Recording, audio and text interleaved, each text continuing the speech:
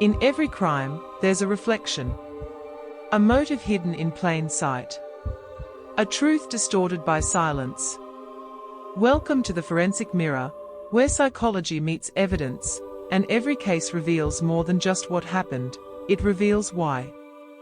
Welcome back, truth seekers. You're now tuned into the Forensic Mirror, where shadows speak and silence is never innocent. Each week, we peel back the layers of guilt, decode the psychological fingerprints, and stare straight into the eyes of calculated chaos. This isn't just true crime. It's truth, dissected.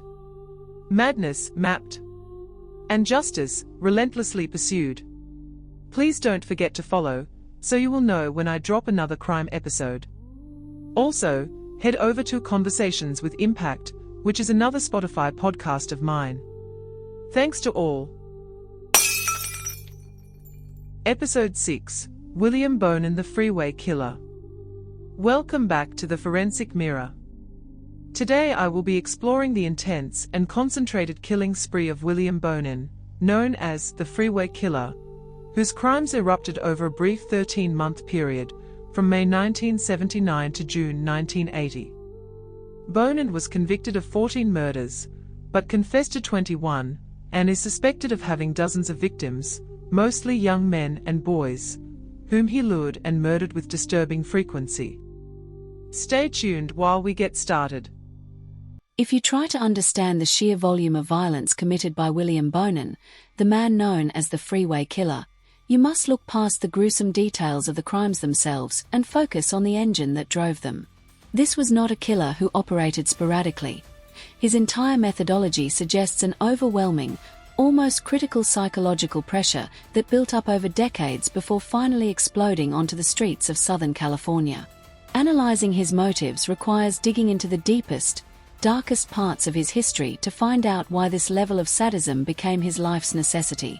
So, when we look at the timeline of William Bonin's major crimes, it really speaks volumes about the intensity of his internal breakdown. The terror he unleashed was not drawn out over years, but concentrated into an incredibly tight window, roughly 13 months, stretching from May 1979 to June 1980. This concentration of murder, the sheer speed and frequency, is the first, clearest indicator of an overwhelming pathology that reached a catastrophic breaking point. The system that was supposed to contain him failed, and the decades of psychological pressure finally erupted. When Bonin was eventually apprehended in June 1980, the scale of his devastation was staggering.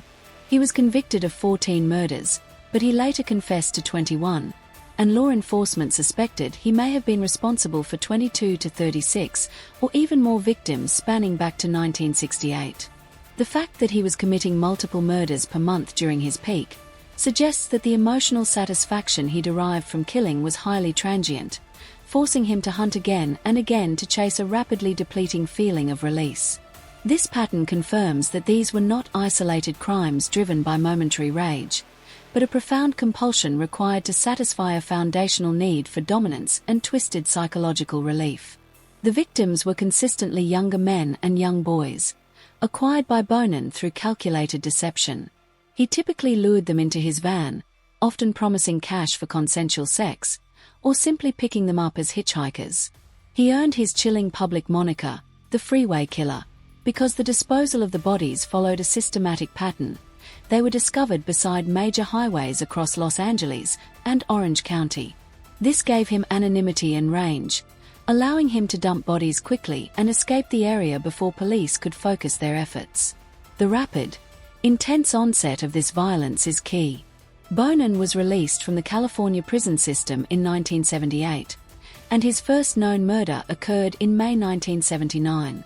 The immediate escalation upon his release shows that the structures of supervision, or the lack thereof, allowed a killer who had been held in check, however poorly, to suddenly operate without limits. A prosecutor later faced with evidence summarizing the scale of evil, simply describing Bonin as the most arch-evil person who ever existed. So, we know that every killer has a story, some type of backed-up trauma forcing itself out, which can be released in a negative or positive way. In this case, Bonin's motive trauma manifested negatively. To truly grasp why Bonin became a sadist, one has to understand that he was profoundly damaged long before he committed his first murder. He was not a monster born, but a man made through brutalization.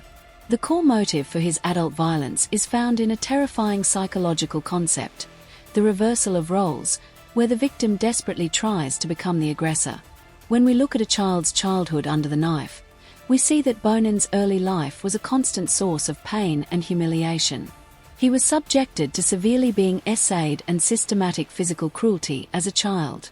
These acts of violation were often paired with terrifying punishments that linked pain, submission, and power in his developing mind. He endured physical sadism, including painful submersion in ice water and direct threats, sometimes held at the point of a knife.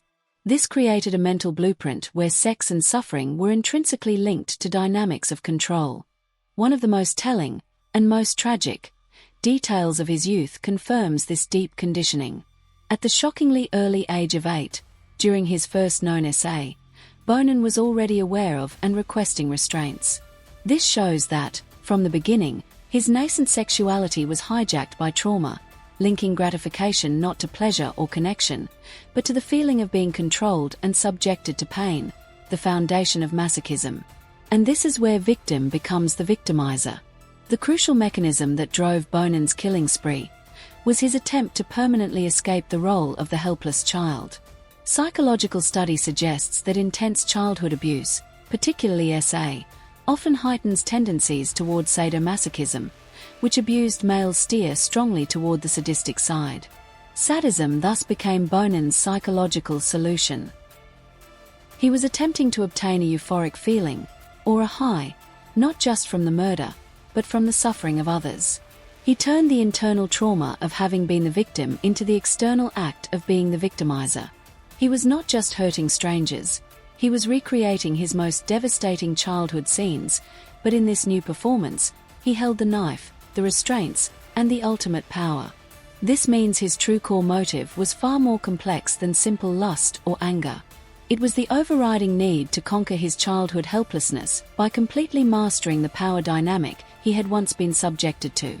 Every victim was an opportunity to prove, definitively, that he was no longer the small boy being held under the ice or threatened with a weapon. The binding materials and the knife became symbols of his own terrifying, twisted control, rather than instruments of his humiliation. The warning signs of these tragic events were evident early on. Bonin had a history of mental health problems. He had been arrested for saying young boys and was institutionalized at a Atascadero State Hospital, where he was diagnosed with a manic-depressive illness. When he was released in 1975, he immediately relapsed, committing a rape and attempted strangulation.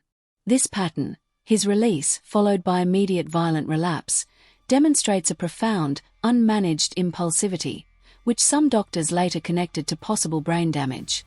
Say what? And they still had the nerve to release him in society. The system failed to contain a man whose psychological structure was dependent on exercising violence. While Bonin often used the promise of money or sex to initially lure his victims, providing an illusion that the encounter was consensual, the violence was never about the initial seduction. The luring was simply a practical necessity. The moment the violence exploded was always linked to a challenge to Bonin's absolute dominance, no matter how small.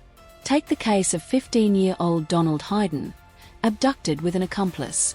When the accomplice made an accidental wrong turn, it made Hayden frantic. That display of resistance and panic triggered an immediate, overwhelming reaction from Bonin. He beat the boy, bound him, and then proceeded to torture, sodomize, and finally strangling him. The terror displayed by the victim was a required component of the experience.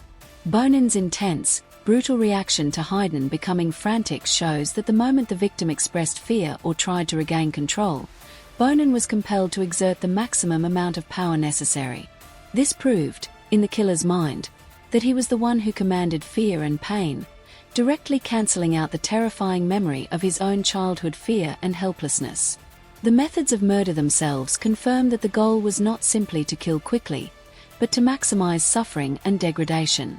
Injuries discovered, such as severe rectal damage implying impalement, demonstrate an intentional cruelty that went far beyond what was required for murder. The core motive was satisfied by the knowledge that he possessed absolute, unquestionable power over the victim's pain, will, and eventual death. The high was not just from sex or death, but from the total, sadistic domain over another helpless individual. Unlike many serial killers who prefer to operate in total secrecy, Bonin frequently involved other people, showing that his motive was fundamentally narcissistic and driven by an acute need to have his power witnessed and validated. So, he shared his sickness.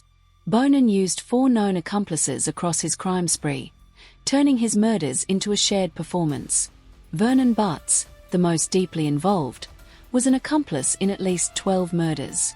This willingness to involve others, significantly increasing his risk of capture, shows that the act of murder itself was often incomplete without a witness. Bonin actively sought out partners who were vulnerable and subservient. Butts and Bonin had a destructive relationship built around a mutual obsession with death. Another accomplice was Miley. Miley was an illiterate high school dropout with a very low IQ who had suffered severe neglect. Crucially, Miley viewed Bonin as a father figure and exchanged sexual favors for time with him. The accomplices served as essential, compliant audiences, affirming Bonin's dominance and twisted genius. By recruiting highly vulnerable individuals, often with severe deficits or dependency issues, Bonin ensured his position as the leader and primary actor was never challenged. He needed to be seen as the dominant figure, the one who dictated the depravity. He would boast about the murders to Butts and others, using the shared violence to amplify his sense of power far beyond what a solitary crime could have offered. His motive extended beyond the body count. It was about building a small, loyal kingdom, where he was the unchallengeable patriarch, commanding loyalty through shared evil. Sounds like what is going on right now. But anyways, let's not get off topic. Bonin's need for validation did not stop with his accomplices. It required public recognition. He developed a bizarre, intense obsession with the media coverage of the Freeway Killer, scrapbooking newspaper clippings, and making daily trips to buy papers covering the case. To those unaware of his crimes, Bonin appeared merely obsessed with the case. He maintained a careful public mask, speaking enthusiastically about the murders to co-workers and even commenting, "This guy is giving good gays like us a bad name." His need to follow the media coverage while pretending to be an outraged outsider demonstrates a profound narcissistic requirement for public significance, one he could only tolerate indirectly. The media coverage provided the ultimate, global validation of his power, proving his actions mattered on a scale far beyond the immediate moment of killing. By discussing the killer in the third person, he psychologically separated the murderous persona from his everyday self, allowing him to enjoy the fame and the public terror without owning the risk. The motive was not fully satisfied by the physical act alone. It required public recognition, cementing his transformation from the insignificant, abused child into a terrifying, powerful figure of public dread. But thankfully William Bonin, who was killing almost constantly, sometimes multiple times a month, the spree had to end with a dramatic moment. It wasn't a long, drawn-out investigation that slowly zeroed in on him. He was caught because he made a mistake right in the middle of a crime. On June 11, 1980, the records show that he was apprehended by police right when he was attempting to grape and kill a 15-year-old boy, listed as Harold T. Though we don't have all the minute-by-minute details of the police chase or confrontation, the key fact is that the police got to him before he could carry out his deadly plan against this final victim. I almost forgot to mention this big detail from his past. So, remember when I stated that Bonin had been arrested back in 1975 for assaults, and they kept on releasing him, right? Well, after he got out, he supposedly said something chilling. He swore he would never leave a witness alive again. That tells you that, every time he picked up a victim after his release, he killed basically everyone that he lured in his van, hence why the investigators believe that it could have been more victims. The moment he was caught, then, had to be when he broke that one rule. Bonin's entire twisted operation depended on him being invisible and leaving zero loose ends. If his rule was to kill every witness, then the police catching him in the act with a live victim who could testify, was the ultimate breakdown of his system. He didn't get away, and he couldn't silence the evidence. Once they had him, the connections to all those bodies found dumped next to the freeways across Southern California started falling into place. And because he was caught with a living victim, he couldn't deny what he was. His spree was focused and terrifying, about 13 months total. The moment the police captured him in the middle of that attempted attack, he went from the anonymous Freeway Killer to William Bonin, a man who would spend 14 years on death row before his execution by lethal injection, 3 days before my birthday, on February 23, 1996. And so, as we close episode 6, looking at the deep analysis of William Bonin's motives, confirms that his violence was the logical, devastating conclusion of an abused mind seeking to correct its internal pain. He was driven by a powerful confluence of trauma-induced pathology and narcissistic needs. His violence was a desperate attempt to reverse his power structure, turning profound masochistic conditioning into sadistic power, and using absolute control over his victims as a corrective for profound childhood helplessness. The case of William Bonin remains one of the darkest studies in criminal pathology, illustrating how deep childhood trauma can completely rewire an individual, leading them down a path that ends only in calculated, devastating evil. Stay tuned and please join us for the next episode, where we will continue to examine crime stories from around the world. Thank you for listening. We encourage you to follow the Forensic Mirror podcast and share it with your colleagues and acquaintances. Thanks.